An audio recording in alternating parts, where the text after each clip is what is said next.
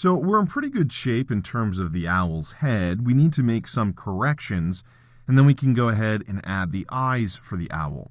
Let's first correct the small little bump out that we're seeing over here towards the bottom of the owl's ear structure. Let's go ahead and turn off the guide. If you come up to the view menu, you can choose guides, and then you can choose hide, which will get rid of the guides, making it a little bit easier to see.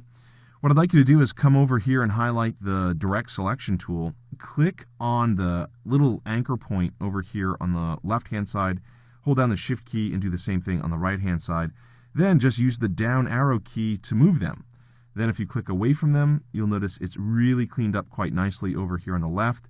Small bump out here still, so I'm going to go ahead and select this one more time and just use the right arrow key in the keyboard, and you'll notice that that does a pretty nice job of cleaning that up. Now we're ready to create the eyes, so let's turn the guides back on. If you come up to the view menu, from there you can choose guides, and then you can choose show guides. The keyboard shortcut, of course, is Command semicolon. It would be Control semicolon on Windows. Now what we need to do is come over and choose the ellipse tool. With the ellipse tool, I want you to select a white fill color, and it's really up to you in terms of what size you want to create the circle for the owl's eyes. I'm going to hold down the Option key here on the Mac to draw it from the center. It would be Alt on Windows. Click and drag out. The eye I'm going to create will probably be about the same height as these two guides that I have created. Once you do that, you want to copy it to your clipboard, Command-C or Control-C on Windows. Then you want to come up to the Edit menu, and from there, you can select Paste in Place, Command-Shift-V or Control-Shift-V on Windows. Now, we've essentially duplicated that shape. I want you to change the fill color to a tannish color. Really, it's completely up to you. And if you want to change the size, which you do, you can come over and highlight the Selection tool. Then, I'm just going to go ahead and zoom in a little bit. I'm using the keyboard shortcut Space Command. It would be Space Control on Windows. I'm going to go ahead and click and drag. If you hold down the Option key, you'll scale it from both sides. If you hold down the Shift key, you'll constrain it, and that reveals a little bit of white behind this tan section. We want to do that same thing. We want to repeat that process one more time. So in order for us to do that, we're going to copy this circle, Command-C or Control-C. Then we're going to come up to the Edit menu, and from there, we're going to choose Paste in Place. Again, we have a duplicate here, but we want to change this to black now. So come over and choose a black fill color. And again, with the Selection tool highlighted, you want to scale it down a little bit. I'm going to hold down Option and Shift to constrain it and to size it from all four sides. When you let go of the mouse, you should see the black and a little bit of that beige in the background. I'll scale it down just a little bit more. So I think that looks pretty good. So that's looking pretty good for the owl's eyes. Now we want a little bit of a reflection here, so I'm going to come over and choose the Ellipse tool. With the Ellipse tool, you want to choose white for the fill color. Then come over and just create a circle, kind of over here in the top right section of the owl's eye. Again, I'm going to drag out from the center, so I'm going to hold down the Option key, Alt on Windows. Just click and drag out a circle like so. And then you want a smaller one over here on the right-hand side. Again, I'm holding down the Option key, Alt on Windows to drag out from the center. I'll just go ahead and move it over here like this. You can highlight the Selection tool and click away from it, and that looks pretty good.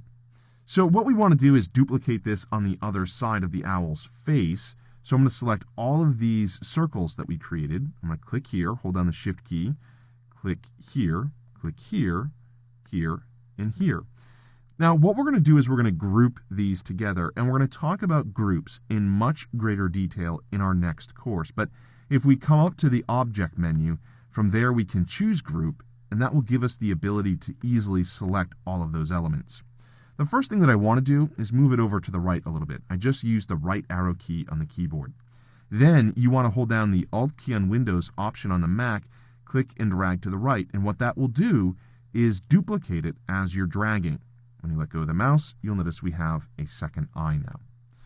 So I think that looks pretty good. Now the only thing that we want to do is we want to add a larger circle in the background to give this character more of an owl appearance. So again, come over and choose the Ellipse tool.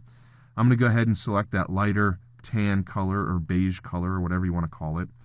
Then you want to create that circle. And this circle will exceed the height of these guides. So again, I'm going to hold down the Alt key option on the Mac to drag out from the center. Hold down the Shift key to make it a circle. And we want it to go pretty much to the edge of the owl's head. Once you're happy, you can let go of the mouse.